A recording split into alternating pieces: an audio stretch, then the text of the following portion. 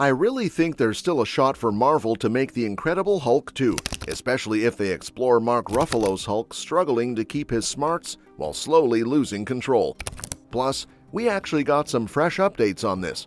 While chatting with comicbook.com to promote Fast X, director Louis Leterrier dropped some new info about a possible sequel to The Incredible Hulk. So, let's break down everything we know so far about The Incredible Hulk 2. Sound good? Let's jump in. In a lot of interesting ways, Captain America: Brave New World is actually working like a long overdue sequel to The Incredible Hulk. If you think back, The Incredible Hulk was just the second movie in the MCU lineup when it dropped in 2008, starring Edward Norton as Bruce Banner before Mark Ruffalo took over in The Avengers a few years later.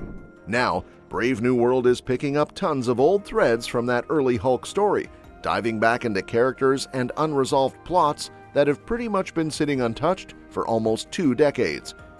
Back in that first Hulk movie, Bruce Banner was this desperate fugitive, always running from General Thunderbolt Ross, who was using the military to try to catch him.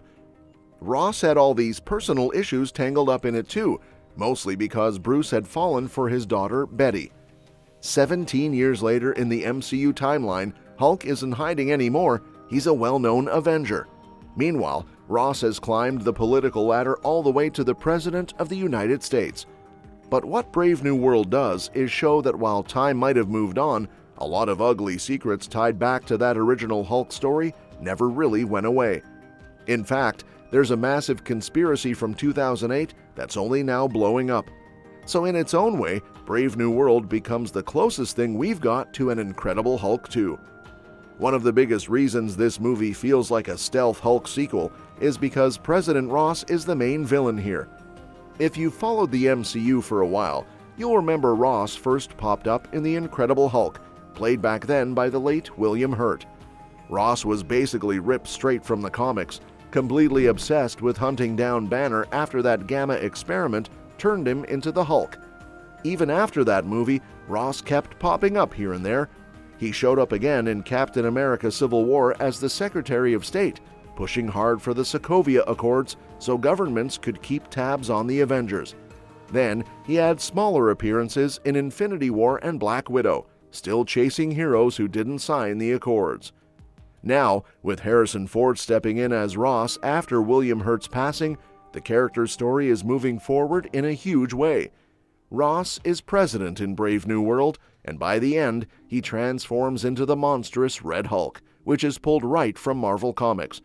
So after years of hunting the Hulk, he literally becomes one himself, a pretty wild twist on his whole arc. Another cool way Brave New World ties back to the old Hulk movie is by revisiting the aftermath of the Harlem Battle. If you remember, in The Incredible Hulk, Banner's Hulk faced off against Emil Blonsky, who had turned into the Abomination after Ross gave him gamma treatments.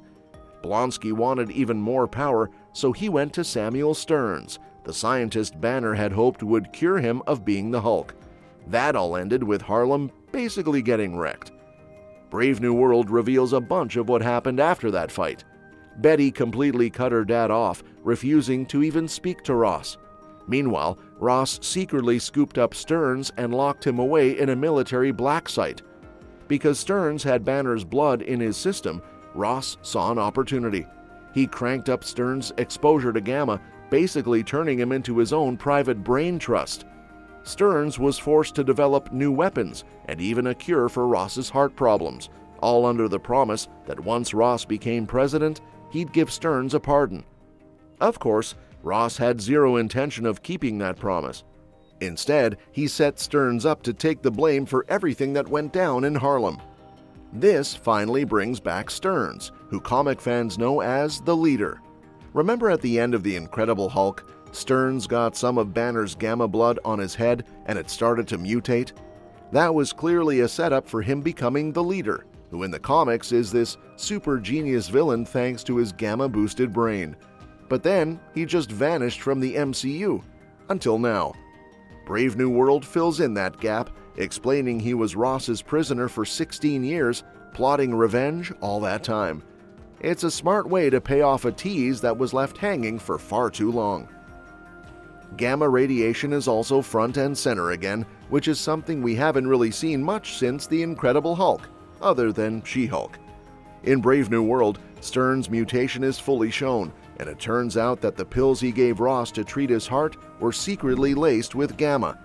This gradually built up in Ross's bloodstream until he finally transformed into the Red Hulk by the third act.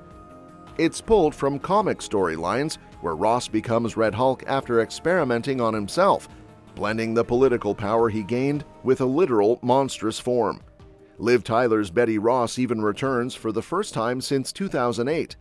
Betty was Bruce's first love and Ross's daughter, and after Harlem, she basically became estranged from her dad. It's a nice payoff to see her come back.